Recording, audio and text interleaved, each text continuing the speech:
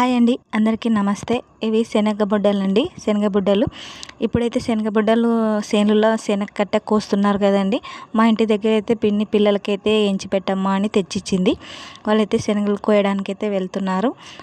పిల్లలైతే ఉడకబెట్టే వద్దు మమ్మీ కాల్చివ్వు అంటే నేనైతే ఈ విధంగా పెన్న మీద అయితే కాల్చిస్తున్నాను.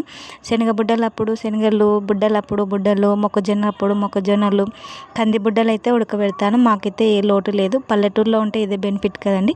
ఏదైతే కొనమో అన్నీ ఫ్రీగానే. కాకపోతే చేనులో కూడా ఎక్కువ తెంపకరాంలేండి, మళ్ళీ ఎక్కువ అంటే కూడా వాళ్ళు కూడా బాధపడతారు.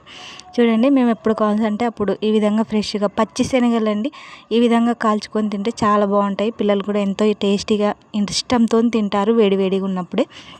చూడండి, నేనైతే పెన్నం మీద బాగా కాల్చాలండి. అవి మాడిపోయినట్లనే ఉంటాయి కానీ లోపడైతే కాలేకుంటాయి. చూడండి, పొగలు వస్తున్నట్టునే ఉంటుంది, మాడినట్టునే ఉంటుంది. కానీ ఏదైతే బాగా వేయించాలి, వేయించితేనే బాగుంటాయి టేస్ట్. నా వీడియో నచ్చినట్లయితే లైక్ చేయండి. బాయ్, మరి కామెంట్ చేయండి.